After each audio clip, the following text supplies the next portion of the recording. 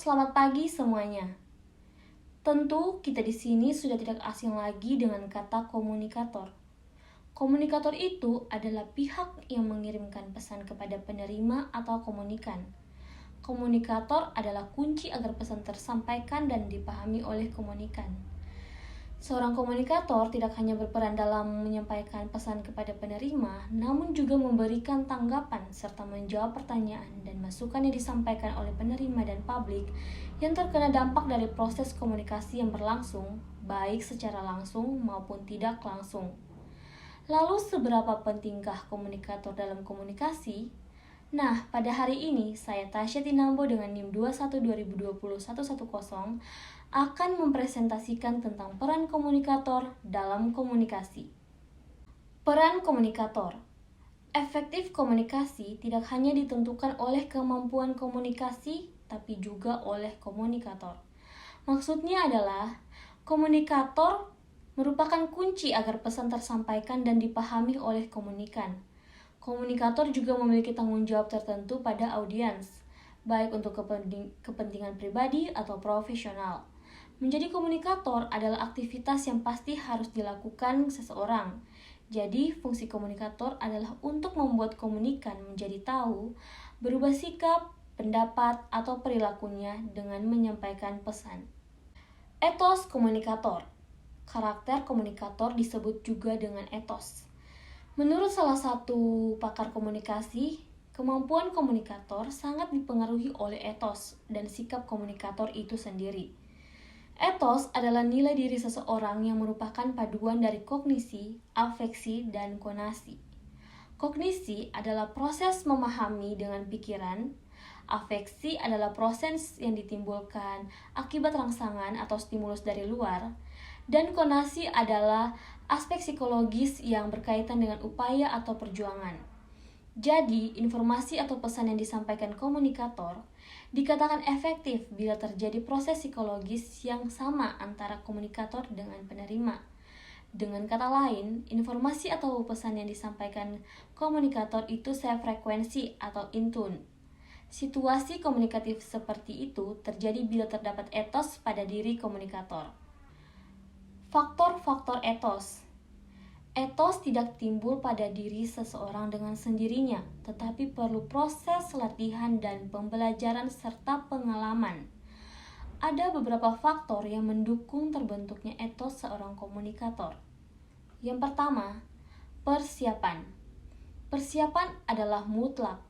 Meskipun demikian, hanya persiapan saja tidaklah sempurna.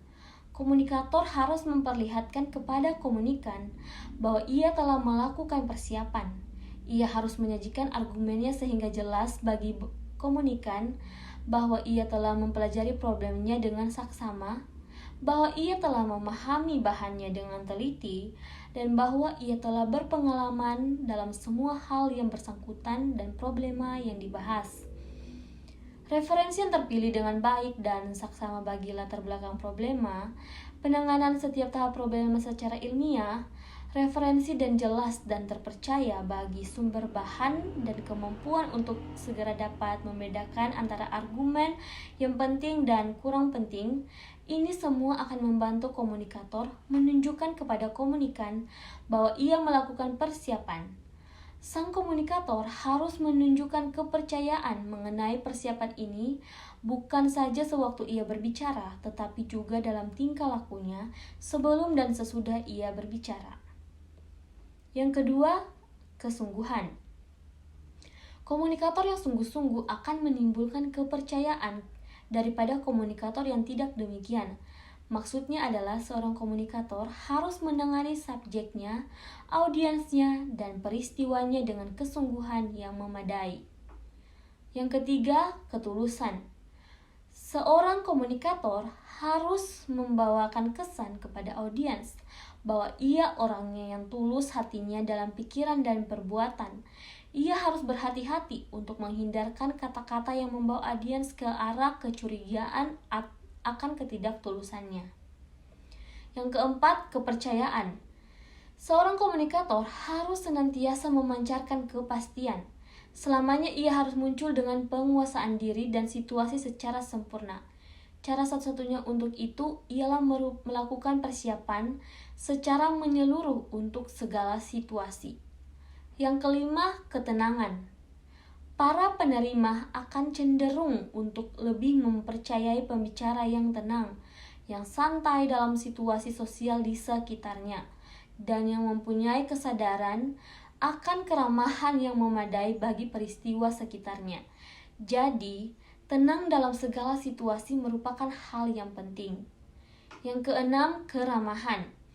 Oleh karena lebih mudah mempercayai teman daripada orang yang tidak kita kenal, maka komunikator harus menunjukkan dirinya sebagai seorang sahabat kepada mereka yang menyelenggarakan pertemuan itu. Terdapat perdebatan. Kepada yang terakhir ini paling tidak menyatakan hormat. Yang ketujuh, kesederhanaan. Komunikan pada umumnya menaruh kepercayaan dengan mudah kepada orang yang sederhana yang dalam pernyataannya masuk akal. Bagi seorang pembicara biasanya akan menguntungkan bila ia memperlihatkan kesederhanaan, misalnya dengan gerak-geriknya yang harus sederhana, bahkan menghindarkan kata-kata atau istilah-istilah yang tidak umum dan berlebihan. Sikap komunikator. Komunikator adalah pihak yang bertindak sebagai pengirim pesan kepada komunikan atau penerima pesan dalam sebuah proses komunikasi. Seorang komunikator yang baik harus memiliki pikiran yang fleksibel, terbuka dalam setiap percakapan, terbuka untuk mendengarkan dan memahami orang lain dari sudut pandang mereka, daripada hanya berbeda pendapat. Ada 5 sikap komunikator yang pertama adalah represif. Represif merupakan kesediaan untuk menerima gagasan dari orang lain. Sebuah gagasan yang semula dinilai buruk dapat dikembangkan menjadi suatu gagasan yang bermanfaat. Sikap represif dapat mencerminkan komunikator yang terbuka dan tidak underestimate. Yang kedua adalah selektif. Dalam menerima pesan dari orang lain, komunikator harus selektif. Selektif dalam menerima gagasan dari orang, baik secara lisan atau media massa. Yang ketiga adalah disgestif. Disgestif adalah kemampuan komunikasi dalam merencanakan gagasan atau informasi dari orang lain sebagai bahan bagi pesan yang akan dikomunikasikan. Mampu memahami makna yang lebih dalam dari yang tersurat. Mampu melihat inti yang hakiki dan dapat memprediksi akibat dari gagasan yang diterima. Yang keempat adalah asimilatif. Asimilatif adalah kemampuan dalam mengkorelasikan informasi yang diterima secara sistematis dengan apa yang telah ia miliki yang merupakan hasil pendidikan dan pengalamannya. Formulasi dari perpaduan kedua aspek tersebut dikembangkan sehingga menjadi konsep yang matang untuk dikomunikasikan. Dan yang terakhir, yang kelima adalah transmisif. Transmisif adalah kemampuan kata-kata yang fungsional, mampu menyusun kalimat yang logis, mampu memilih waktu yang tepat, sehingga komunikasi yang dilancarkan menimbulkan dampak yang diharapkan.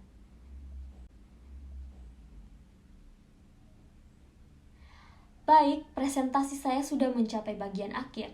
Selama presentasi, saya telah membahas komunikator adalah orang atau kelompok orang yang menyampaikan pesan kepada komunikan.